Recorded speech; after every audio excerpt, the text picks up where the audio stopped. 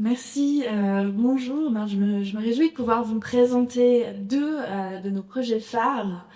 Peut-être quelques mots d'abord sur Décadré. Décadré, donc, c'est un institut de recherche et de formation et un laboratoire d'idées sur l'égalité dans les médias. Notre travail, c'est de créer des ponts. Des ponts entre la recherche et puis on est sur plusieurs projets en collaboration avec le monde académique.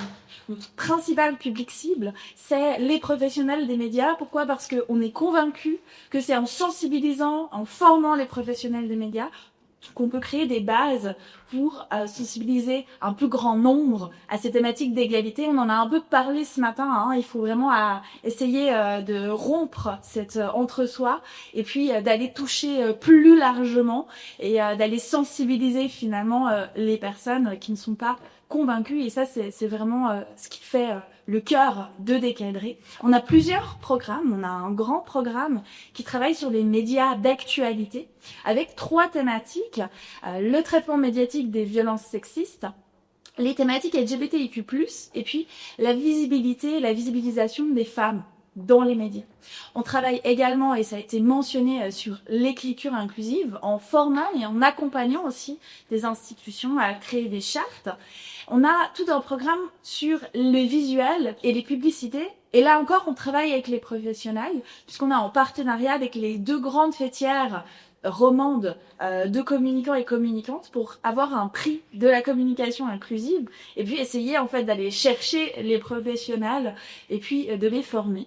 Et puis pour finir, on travaille également avec les jeunes puisqu'on a un laboratoire d'idées qui mène des projets médiatiques sur le genre pour et par les jeunes. On vient de lancer un nouveau projet au long cours de podcast sur les futurs désirables. Donc ça, c'est ce qu'on fait à Décadré. Et puis, on voulait aujourd'hui vous présenter 2 de nos projets phares pour que vous puissiez aussi repartir avec une idée concrète de qu'est-ce qu'on peut faire en matière de genre et de numéro. Et là, je vais passer la parole à ma collègue Erika qui va vous présenter le premier projet.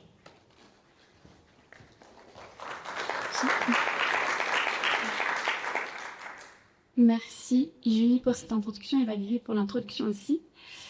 Bonjour tout le monde, donc moi je vais vous présenter un projet sur Décadré à travers cette année en lien avec l'espace numérique et qui va peut-être pouvoir vous apporter une réponse concrète à une problématique qui a été évoquée à plusieurs reprises ce matin, qui est de qu'est-ce qu'on fait et comment on réagit et finalement comment on s'organise face à des violences en ligne. Donc, Décadré a participé à la mise en place d'un réseau solidaire pour lutter contre la haine en ligne, et la silenciation des femmes. En d'autres termes, peut-être un peu plus simple, on a commencé à mettre en place une communauté solidaire pour se soutenir lors de violences numériques. Pour vous apporter un peu de contexte, ce projet est né dans une campagne de communication d'un collectif. J'ai mis que c'était hébergé par la FEG, mais je ne sais pas si c'est vraiment le bon terme. Anne-Céline pourra me corriger si jamais. La Fondation de l'égalité de genre à Genève, qui a commencé au printemps 2025. Il s'agit de la toile urbaine, qui est un dispositif participatif et artistique qui vise à sensibiliser et engager le public. Et dans ce cadre, 12 femmes sont et seront, car la campagne est encore en cours, visibilisées durant une durée de 12 mois, notamment sur les réseaux sociaux. Ce projet, c'est un projet pilote qui vise donc à activer un réseau solidaire pour réduire la haine en ligne. Donc on est vraiment en train d'essayer de voir ce qui fonctionne et ce qui ne fonctionne pas. Vous vous demandez peut-être pourquoi il y a besoin d'un tel outil et peut-être est-ce qu'il y a vraiment besoin d'un tel outil. La réponse est bien évidemment oui, on l'a vu ce matin. Cet outil est vraiment une nécessité. On a vu quelques exemples déjà aujourd'hui, mais je voulais vous en apporter un autre. Pas plus tard que la semaine dernière, le Blick rapportait qu'une conseillère communale d'Yverdon, Aurélie Maud Offert, a été agressée verbalement dans l'espace public. Bon, voilà, on pourrait en parler, mais ce qui m'intéressait plus dans cet article, c'est que dans une de ses citations, elle disait qu'elle a l'habitude d'être attaquée sur les réseaux. Donc, le fait qu'elle le dise et que ça passe vraiment au fil de l'article sans que ce soit questionné, c'est que on voit qu'en fait cette violence en ligne est vraiment banalisée, y compris en Suisse, au niveau le plus petit. Parce qu'en effet, on le vit aujourd'hui, on pourrait encore en parler pendant des heures. Les réseaux sociaux, l'espace numérique de manière générale n'est pas sécurisé pour les femmes. Non, c'est passé un peu trop vite. Pardon. Et du coup, le but de ce projet, au-delà de protéger ces personnes, c'est vraiment de faire en sorte que les réseaux sociaux et les voyages plus général, les plateformes numériques redeviennent un espace de sécurisé d'expression pour les femmes. Et donc, lors de la mise en place de cette campagne, à laquelle Décadré participe avec Louise Henry, que vous avez entendu tout à l'heure, comme porte-parole, on s'est dit qu'en fait, la visibilisation de ces 12 personnes les dépasse en risque. Donc, on s'est mis ensemble avec la Fondation pour l'égalité de genre et également la Public Discourse Foundation, pour laquelle Morgane Rouvala, que vous avez écouté tout à l'heure, mais qui est déjà partie, travaille. On s'est mis ensemble, on s'est alliés pour réfléchir à un dispositif de sécurité et d'accompagnement pour ces personnes qui sont et qui seront médiatisées. Je vais passer là-dessus. Merci Clémence. Je vais pas trop m'attarder là-dessus parce qu'on l'a déjà évoqué, mais on sait que les femmes sont beaucoup plus exposées à la violence en ligne, que les femmes sont moins et généralement assez mal représentées. Je reviendrai juste après dans les médias. Et je voulais aussi aborder quand même le fait que les plateformes Meta abandonnent petit à petit leurs mesures de modération des commentaires, également celles de fact-checking, ce qui laisse évidemment la place à des commentaires de haine et dénigrants. Et je voulais aussi quand même rappeler que dans la foulée de l'annonce de l'abandon de ces mesures, Mark Zuckerberg, le grand patron, le grand manipulateur peut-être, a également annoncé ouvertement vouloir plus d'énergie masculine dans son entreprise. Donc il ne faut pas oublier qu'on voit aussi, et sans donner la preuve peut-être très concrète, sur les réseaux, une montée en fait des discours masculinistes. Et je pense que c'est vraiment un tout il faut le voir comme un tout et pas comme plein de petites parties différenciées. On sait aussi qu'il existe d'autres freins à la prise de parole pour les femmes dans l'espace numérique, comme il a également été évoqué tout à l'heure, le syndrome de l'imposteur qui va nous pousser à demander si nos propos sont légitimes et éventuellement simplement à renoncer à prendre parole. On peut aussi évoquer le backlash qui est un paramètre assez important à prendre en compte. Je vous propose de revenir sur le point numéro 2. Et là, on se trouve vraiment au cœur du travail de Décadré. Ce qu'on a constaté, c'est qu'effectivement, les 28% des femmes, il me semble que c'est Mélissa qui l'avait mentionné avant, en Suisse, en 2020, en tout cas, lors du dernier monitoring mondial des médias, les contenus médiatiques représentaient uniquement 28% des femmes. Donc c'est déjà très peu. Déjà qu'il y en a peu, en plus, ce qu'on a constaté à travers les recherches, c'est qu'elles sont mal représentées.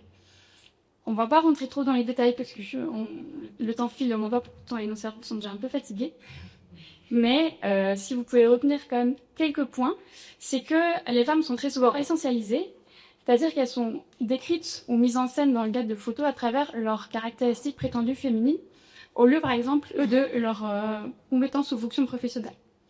On constate aussi que les femmes sont souvent infantilisées, c'est lorsque les femmes sont décrites avec un vocabulaire ou décrites comme jeunes alors qu'elles ne le sont plus forcément. Bon, c'est une autre question de qui est jeune, qui n'est pas jeune.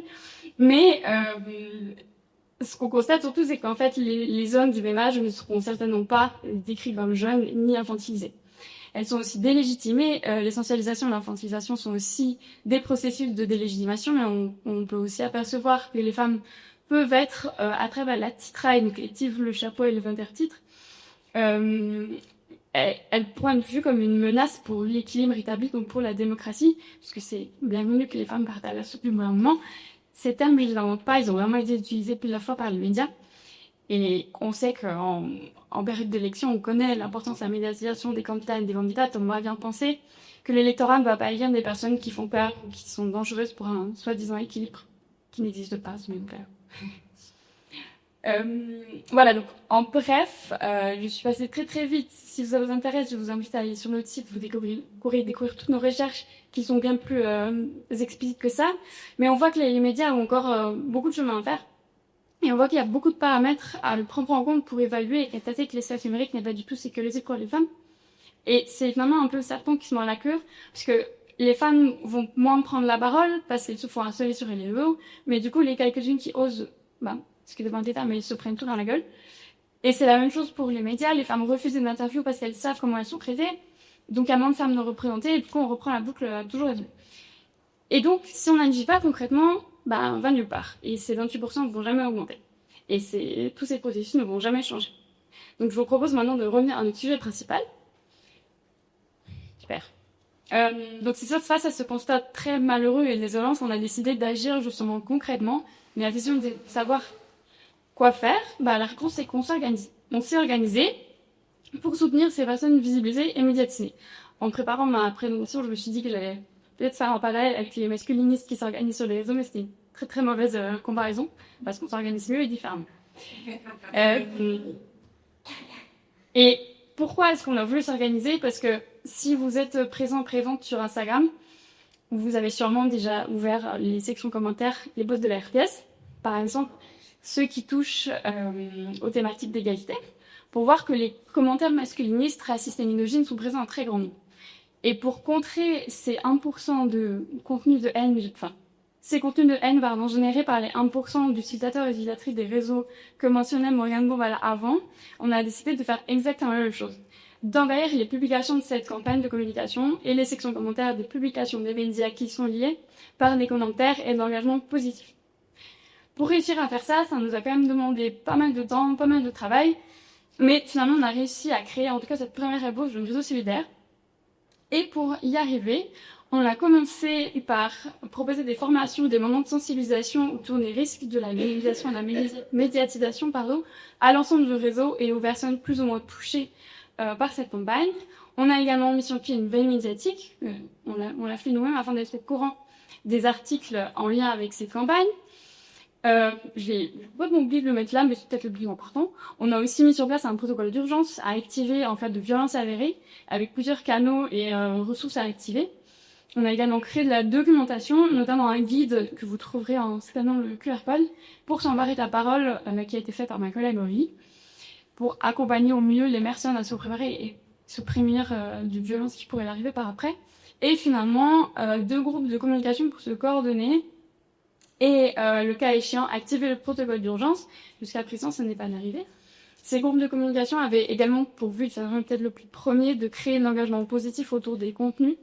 Et donc très concrètement, à chaque fois qu'une publication de la campagne était mise en ligne, Morgane envoyait un message dans le groupe avec le lien de la publication et toutes les personnes présentes sur ce groupe se rendaient sur Instagram, Facebook et mettaient des commentaires positifs, partageaient la publication avant qu'elle tourne au maximum et que vraiment une première vague d'engagement positif et vous ne fasse pas racler par les masculinistes derrière.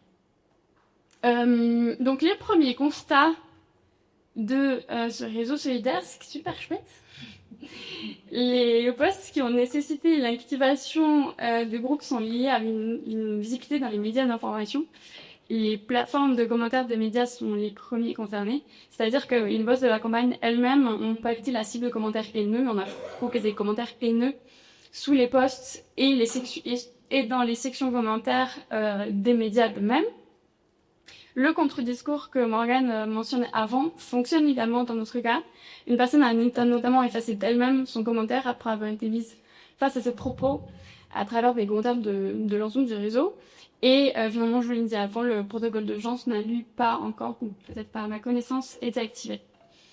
Voilà, c'est un peu tout. Je voulais quand même ajouter que, à notre connaissance, il existe une autre initiative à peu près similaire à la nôtre qui a été lancée par le festival Black Helvetia avec leur Blues Club et qui consiste à soutenir les posts pour justement modifier l'algorithme et générer du contenu positif autour. Mais à ce que je sache et à ce que pour en discuter avec ma collègue Aurélie, il n'y en a pas vraiment d'autres actuellement en Suisse. Si vous en avez volontiers, après vous pouvez nous les transmettre. Voilà, je vais passer la parole à Valérie.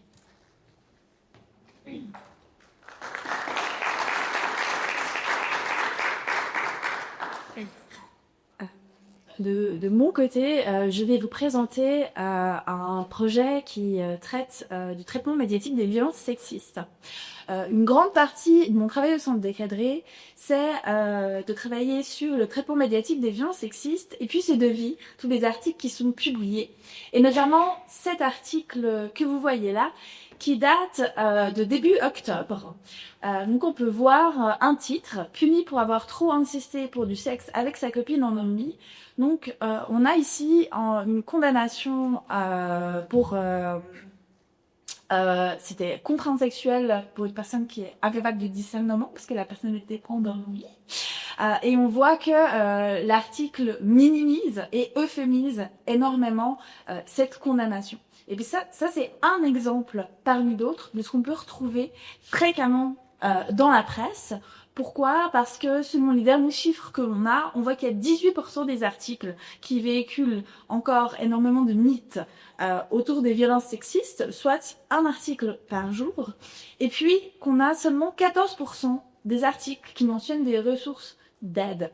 Or, chaque article publié sur des violences est une occasion de sensibiliser et une occasion d'informer les victimes potentielles sur les aides qu'elles pourraient retrouver.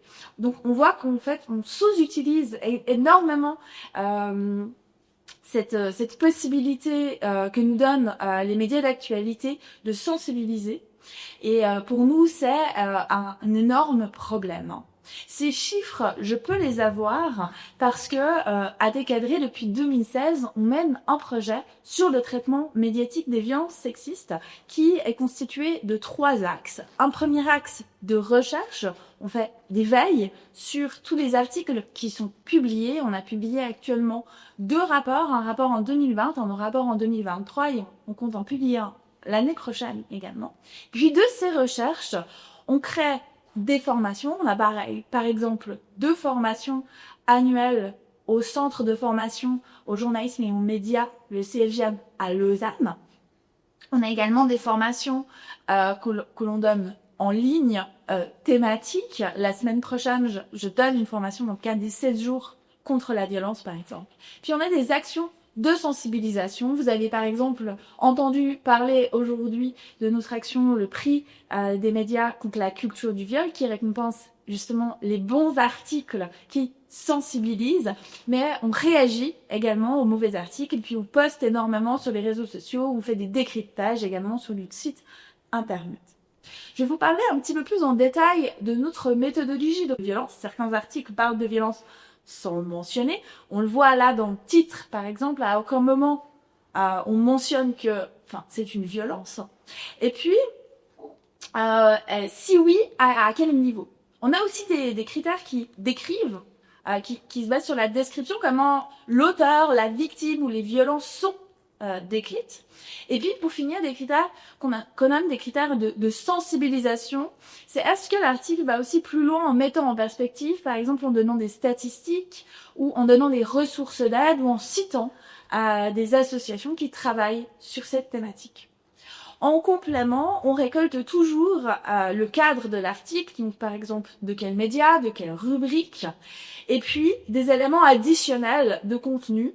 Par exemple, est-ce que l'article mentionne ou pas le terme féminicide? Est-ce que l'article mentionne ou pas la nationalité de la victime, de l'auteur? Ou encore, quel type de violence et quel est le cadre des violences? Tout ça, ça va nous permettre finalement de créer ensuite un rapport en ventilant les données et en allant regarder à la fois est-ce qu'il y a un bon ou mauvais traitement médiatique, mais aussi dans quel cas. Ce travail-là, c'est un travail extrêmement chronophage. Et puis, en partenariat avec la HESSO Valais, on a réfléchi pour automatiser cette veille médiatique. Et c'est ce projet-là que je veux vous décrire, puisqu'on a créé un logiciel qui permet de faire ce travail d'évaluation. Comment ça se passe? En 4 étapes. On a d'abord des mots-clés qui vont être donnés à, ici, la plateforme SwissDocs, qui va nous sortir un certain nombre d'articles. Et ensuite, on va évaluer, cette fois manuellement, quels sont les articles qui rentrent dans notre corpus violence sexiste et quels sont les articles qu'on n'analyse pas. Pourquoi on doit faire ça? Parce que, par exemple, le terme viol, qui fait partie de notre mot-clé, il est aussi utilisé en français quand par exemple, on dit violer la loi. Donc, tous ces articles qui utilisent ce terme comme ça, on ne va pas, nous, les analyser. Ensuite, on a développé, ou plutôt, là, HESSO Valais, qui sont juste là-haut, merci beaucoup, ont développé un logiciel qui mêle à la fois des outils liant l'intelligence artificielle, aujourd'hui on utilise ChatGPT, et puis des techniques NLP avec des dictionnaires qui nous permettent justement de repérer les mots-clés et puis d'évaluer les réponses. Donc chaque article est évalué selon 32 critères. Et puis on va ensuite repasser et revérifier manuellement chaque article pour corriger les éventuelles erreurs et puis regagner en fait en précision. Aujourd'hui, on observe qu'avec ce logiciel, on arrive à un accord de 83,4%. Ça veut dire que 83,4% des données qui nous sont fournies ne sont pas corrigées. On a l'objectif d'améliorer encore cela. Donc, les constats qu'on peut faire aujourd'hui sont intéressants parce que c'est à la fois des constats positifs et à la fois des constats un peu mitigés. D'abord, ce qu'on observe, c'est grâce à ce travail, on a pu gagner en précision. Parce que alors que l'œil humain avant servait à analyser, aujourd'hui il sert à corriger. Donc on gagne en précision, puis on a pu récolter plus de données parce qu'on a gagné du temps également. Et puis on a une meilleure documentation. Parce que tous les critères sont justifiés, ce qu'on prenait pas le temps de faire avant, parce qu'on n'avait pas le temps. Puis tous les articles aussi sont du coup classés dans une base de données Excel. Et donc on a accès, même si un média ferme, même si le site internet ferme, on aura tout le temps accès à ces articles-là. Les problématiques qu'on observe, par contre, on en a un peu parlé aujourd'hui, c'est les biais de l'IA. Pour vous donner un exemple, très fréquemment, on demande en fait si l'article parle de la nationalité de l'auteur et on demande de classer par continent. Et très fréquemment, quand c'est une nationalité qui n'est pas, en guillemets, occidentale, l'IA nous met que le continent est africain, alors que ce n'est pas le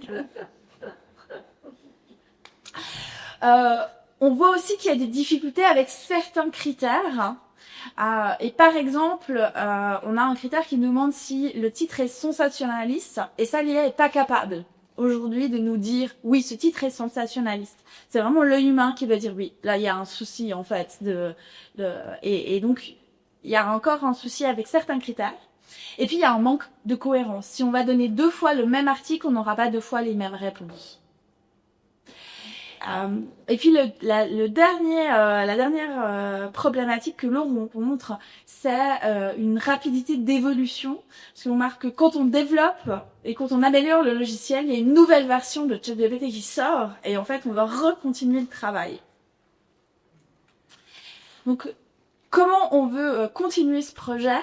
D'abord on veut continuer à améliorer l'outil existant, mais on veut aussi utiliser ce que l'on a développé à l'interne pour l'ouvrir et créer un outil à disposition des journalistes, un outil qui sera sans doute simplifié mais qui permettra une évaluation des articles en amont. Et ça c'est vraiment notre objectif en fait, c'est que les articles problématiques ne soient jamais publiés et puis qu'on puisse utiliser à terme cet outil pour créer des formations et des sensibilisations. C'est un peu dans le même ordre d'idée de ce que fait EqualWise.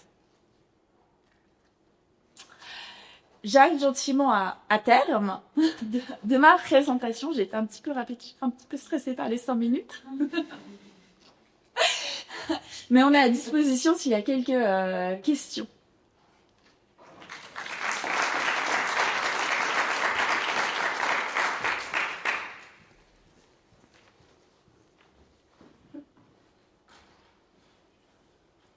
Pas de questions ? On sera de toute façon là à l'apéro aussi.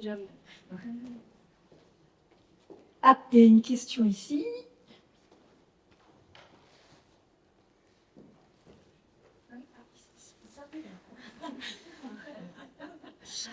Merci beaucoup.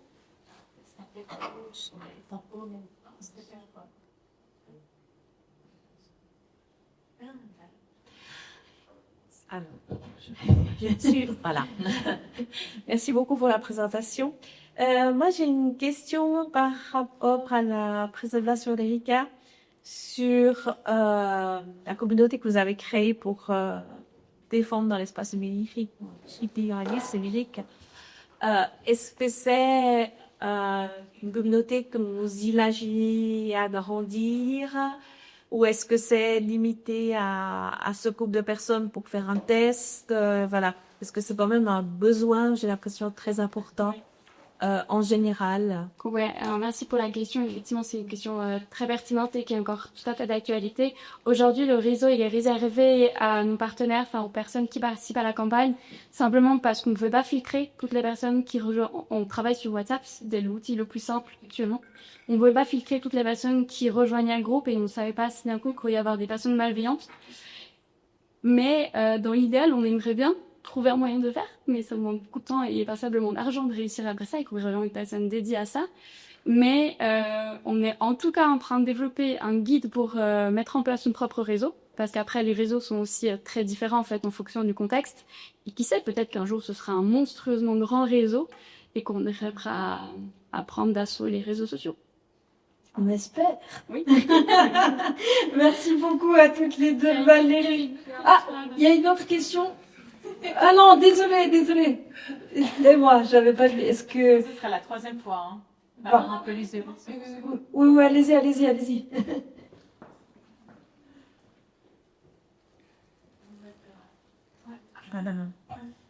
Merci. Déjà, je voudrais vous remercier Décalé parce que vous faites un travail incroyable que je fais depuis longtemps et je suis très contente de pouvoir vous voir évoluer, c'est super. Je rebondis sur la question sur les communautés et vous parliez de WhatsApp. C'était juste pour donner une information que les gens ne savent pas forcément sur quand on est sur WhatsApp, dès qu'on est sur un groupe à plus de 5 personnes, vous parlez comme si vous étiez dans l'espace public.